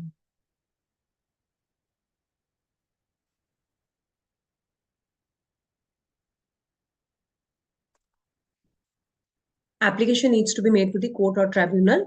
Court and tribunal will then pass the order that the accounts, if they found that the accounts are prepared as per. Then what will court and tribunal do? They will make the notice, they will give the application to further these four people. If application is made by income tax authorities, then he will give the notice to central government, SEBI, statutory regulatory, any other person. So these are the five people who are giving the application to the court. Whosoever is giving the application, other four parties will be asked to make the representation. If to income tax authorities has made an application, then central government and SEBI and other authorities will be asked. So whosoever is giving the application, Baki authorities, they will be asking you, do you have any objection? Do you want to say that, no, this company is good, the central government is just lying, don't open their accounts? Whatever representation they want to give, it will be given, the chance of hearing will be given to these people. And once they have told them, once they have passed the order, after taking into consideration all these notices and applications, the court or tribunal will give their final order. And then the recasting of the accounts will happen. And once the recasting has been done, these will be considered as the final accounts. No reopening and revision can be done after that. What is the time period for reopening of the accounts related to 8 financial years? You prepare the books of accounts and financial statements for 8 years. So for the previous 8 financial years, reopening can happen. Except on the direction of central government. मैंने आपको बताया था when we did books of accounts are prepared for 8 years. But if CG wants for longer years, you wrote in the chat box also, I said CG want for 10 years. You said, yes, ma'am, then we will make for 10 years. Then the reopening will be done for those 10 years. So if CG has directed you for a larger period, then for that larger period, the reopening of books can be done. Otherwise, whatever time period they have told you, that is your reopening of the books of accounts. Everyone is clear about section 130. Now, section 131 is a little complicated. So listen very carefully because I want to put an important question. So we just have an overview. Otherwise, I will take up in detail in the next class also. Section 131, applicant means, yes, Lahari Moruju, applicant means all these income tax authorities, SEBI and all those parties. Ma'am, section 130 in Hindi. Lahari Moruju, I hope you have understood. Ritika is saying, ma'am, 130 in Hindi, immediately preceding the, yes, Nanda Goel, immediately preceding the current financial year. Section 130 in Hindi, Ritika Gupta, Hindi में इसका मतलब है कि मैं एक company हूँ ABC limited, मुझे मेरे अकाउंट्स ठीक नहीं बने हैं या उनमें फ्रॉड है या उनमें मिसमैनेजमेंट है, ऐसा किसको लगता है? या तो सेंट्रल गवर्नमेंट को लगता है, इनकम टैक्स अथॉरिटीज को, सेबी को, या any other person authority, statutory bodies, इनमें से किसी को भी लगा तो they will make an application to court and tribunal कि मैम की कंपनी में गड़बड़ है. नाउ कोर्ट और tribunal before passing the order pass करने से पहले वो बाकियों को, सीजी ने ऑर्डर एप्लीकेशन दिया तो वो income tax authority, SEBI, other authorities के पास जाएंगे और पूछेंगे कि आपको कुछ कहना तो नहीं है, क्या हरलीन मैम की कंपनी में वाकई फ्रॉड हो रहा है या नहीं, आप भी आकर कुछ कहना चाहते हो तो कहिए. अगर वो सब ये सब रिप्रेजेंटेशन ले लेता है एंड कोर्ट फाइनल ऑर्डर करते हैं कि यस मुझे लगता है कि इनकी कंपनी में फ्रॉड है, they are doing mismanagement of the affairs, then court or tribunal will give the final order. Recasting of the accounts, revision of the books will happen for the last 8 preceding financial years, proceeding from the current. अब 2022-23 में बैठे हैं तो 23 onwards preceding 8 years count करेंगे. वो वाले books आपके खोले जाएंगे, सारे अकाउंट्स दोबारा बनेंगे. एंड अब जो बुक्स ऑफ अकाउंट्स अंडर 130 बनेंगे, they are final books of accounts, they can not be reopened again. Okay, now I have explained you in Hindi also. Nanda Goyal is asking, explain the meaning in Hindi of immediately preceding the current year. इस साल से पहले वाला. Immediately preceding the current year means इस साल से पहले. Okay? Okay, you're welcome, Ritika Gupta. I'm glad you have understood now. So now section 131, children, what does 131 says? If it appears to the directors of the company that financial statements, board, or the board reports. Students, just give me 2-3 minutes. I just need to check my internet connection. There's some problem in between. Just give me 2 minutes.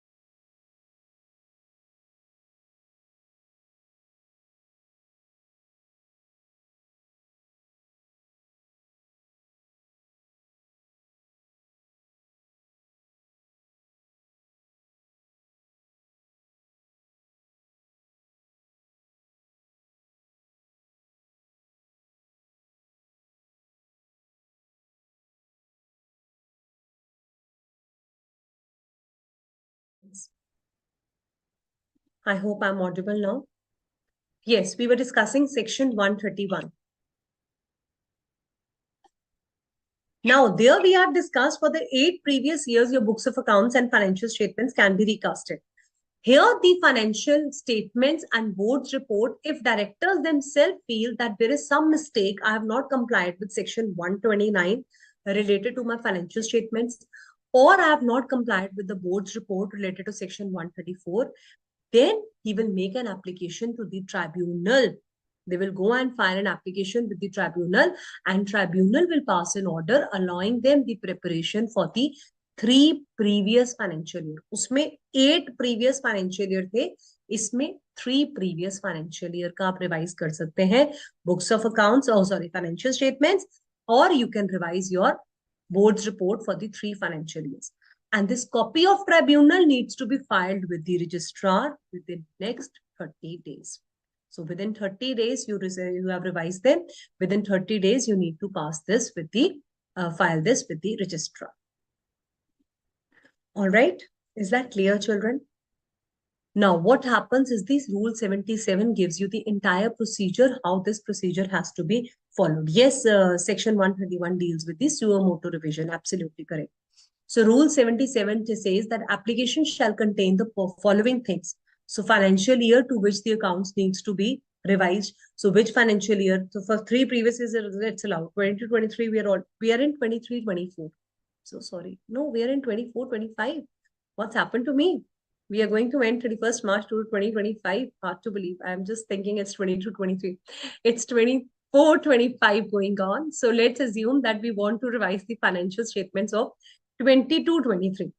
So then we have to tell them this is the financial year which needs to be revised.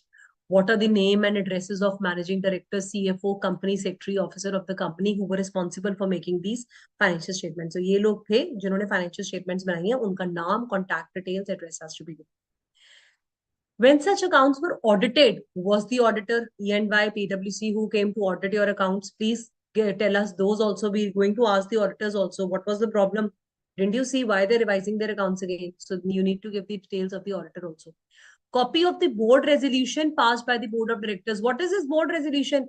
Because first board of directors say that we need to revise financial statement. Then they make an application to tribunal. So who said we want to revise? Board of directors. Within how many days this application is made to the tribunal? Within 14 days, the application is made to the tribunal. And then the tribunal will give them 14 days previous from the hearing date to publish it in the 2 different newspapers that, listen, we are going to revise our financial statements. Okay, so here first understand board of directors will say that we need to revise our financial statement. So this is the board of resolution that they're talking about. Grounds for seeking, what are the reasons why you want to revise it? Majority of the director auditor of the company, have they gone into changes? Has there been any change that majority of the directors or auditors have changed? Then please inform us about that also. So who will say, first of all, board of directors are saying that we need to revise it. Why they are revising it? What is the financial year? Who are the people who were involved in making this? Company will make this application within 14 days. I just told you, company is going to make this application within 14 days from the date of hearing. So board of directors said that we want to revise the board financial statements or board report if it is not as per section 129 or 124. They made an application to tribunal. Tribunal gives you a date of hearing, say for example 14th March. So by 28th February, you shall advertise this application 14 days before the date of the hearing. Notice has to be given to the auditor also that, look, Mr. E&Y, you have audited our financial statements. Now tribunal will give a notice that why there's a problem, why these people have not prepared the financial statements properly, why they want to revise it. Then tribunal will pass the appropriate order and will also give the chance of hearing to the auditor. General meeting will be called up. Where is the notice going to be given? This notice point should have been here, one in the English and one in the vernacular language newspaper. This notice has to be given. Once it has been approved, once tribunal has passed the final order, general meeting will be called. For this general meeting, you're sending a notice to your shareholders, one in English and one in vernacular language. And then in the general meeting, you will take up this decision that we are going to revise the financial statements. If everyone agree to this procedure, then yes, you can revise your financial statements. So number 1, application will be made. 5 points are important. Financial year to which it relates, name and details of the directors, MD, whole-time director, CS, who was responsible for preparing, who was your auditor, what is the copy of board resolution saying that we want to revise your accounts, what are the reasons, why do you want to revise it, and disclose the fact that if any auditors or directors have undergone change. Once this application is made to the tribunal, within how many days the advertisement has to be given in the newspaper? Tell me, children. Within how many days the application will be given? Within 14 days, the application will be given. Very good. The advertisement has to be given in the newspaper. And what will happen after the advertisement has been given? Why the advertisement is given? That anyone has any objection, please come and tell us, because we are going to get our accounts reopened and we're going to get the financial statements revised. And once it is clear, tribunal has passed the order, then the general meeting will be held. And within how many days this revised accounts needs to be filed with the ROC? Tell me, within how many days? Within 30 days. So once you have, and what is the notice that you need to send? 2 newspapers. This notice will be sent in 2 different newspapers. telling them that two newspapers notice that we have put up this in the general meeting. We are going to put up this. We have already given in the notice that these financial statements are going to be revised as per the tribunal order, and then it will be put up in the general meeting. And once it is approved, within 30 days, you need to file it with the ROC. Yes, one in English and one in vernacular newspaper. Now, as promised, I'm going to give you a question for test, which you all are going to do it sitting over here in my class today. So read this question and try framing an answer in your mind, and everybody is going to write this answer in the chat. I give you 5 minutes to just read this question and frame the answers in the chat box. Do this assignment, children. I'm here only.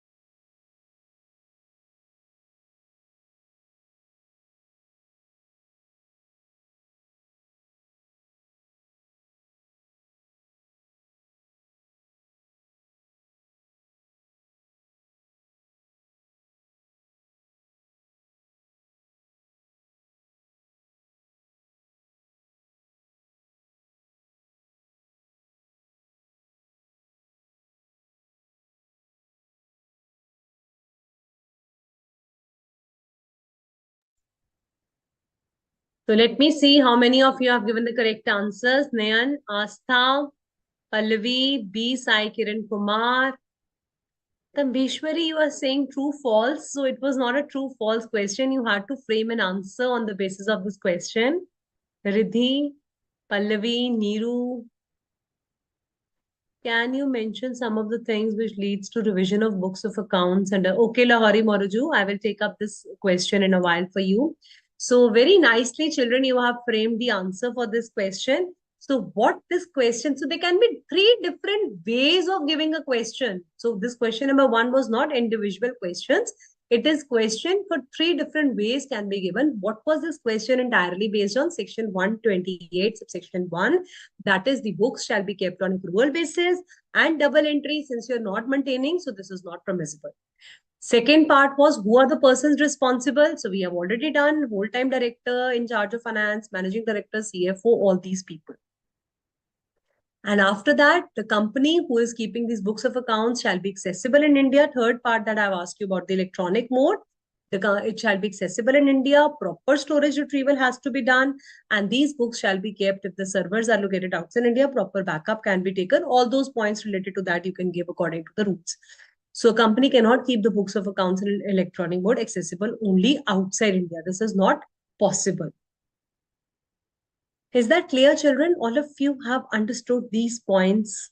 So Lahari Moraj is asking, what are the things needs revision? So child, if you have not properly made your financial statement, say for example, some entry has been missed out, or when I teach you 134, that is board's report. So board's report में आपने कोई content नहीं डाला है, director responsibility statement was not given anything, any problem that they face.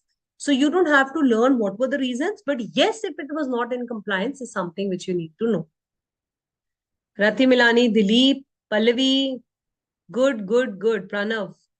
Great answers given by all of you. Give yourself a patting from my side. Well done, children. So second question, Ekam is a student of CA Intermediate. His friend who is also a CA Intermediate has approached him to explain the provisions of the Companies Act regarding inspection of books of accounts and other papers and period of preservation. Pehla second question answer kar do. Period of preservation बहुत easy है. Everyone has to answer it. Hurry up.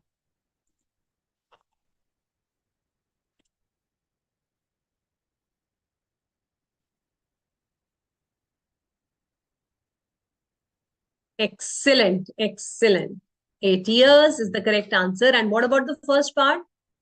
So Ekam is a student of CA Intermediate. He's asking you, the compliance, you, the future budding chartered accountants, have to tell him that what is the procedure for inspection of books of accounts. So inspection can be done by directors. Nobody else is allowed. Only directors are allowed. They can do it during business hours. If for subsidiary you want to inspect, you need to pass a board resolution. Officers and employees shall give them assistance. All these points which we have done under section 128, subsection 3 needs to be written. Very good, Lahari Moroju, Pranav, Pallavi, Vismitha, V. Very good. Hardik, Nambeshwari, Ragini, Asta, all of you children, Kasak Yadav. Wonderful answers given by all of you. Now the next questions pertain to section 134 that we have not yet done. So any doubts, children, so far? Because I want to take up section 134 and 32 in detail. So there is no point starting in between and then leaving you in between. And also I'll be taking your test from section 130 and 131 in the next class. So we all are meeting day after tomorrow on 11th. So revise it from section 128 to 131. And we will be completing 132, 133, 134 and whatever is possible in 11th class. All right. Yes, Dilip, I will show you the forms in the next class now. Yes, no, Hardik, you cannot ask me the doubt related to dividend chapter. I'm teaching you accounts of companies. Inspection of books of accounts, branch office of directors, all the information to be sent. Rati Milani is asking something. Yes, Rati Milani, absolutely correct. The information has to be sent in original form. What does it mean not prejudice to certain section? Apurv, it means that we are not affecting that section. So you will be doing your chapters of interpretation of statutes, general clauses. There you will understand in detail meaning of these words.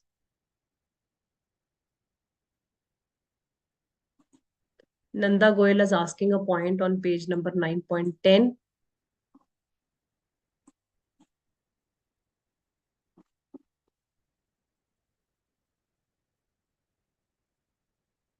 Reopen and revise are different. Yes, Tameshwari, it is one and the same thing. You are reopening and revising the accounts. Nanda Goyal, which point you want me to explain beta on 9.10? Inspection to be made. You can speak it out which point you want me to explain. Nanda Goyal. All right, students, I hope you don't have any other doubt. Page number 9.10, Nanda Goyal has asked. So this is regarding inspection. This is preservation 8 years. We have already done. If you're talking about this, if it is less than 8 years, then it shall be preserved with the vouchers. So there's nothing much in this. And these are the people who are responsible for maintaining the books of account. So it's fine. But a second box, it simply tries to tell you that central government can allow you for can request you for the larger period of the maintenance of the books of accounts, more than 8 years. All right. So, all right, students, please revise whatever we have done in the class. And I see you on 11th now. Thank you so much for today's class. I hope you all enjoyed the class. And I wait to see you in the next class. Thank you, Hardik. I'm glad you have learned the chapter in the class only. So that's what my target was. Thank you so much. Thank you, Pallavi, Khushi, Manvi, Nanda, Lahori, Marju, all of you. Thank you, children. Thank you. And all the students on the portal also.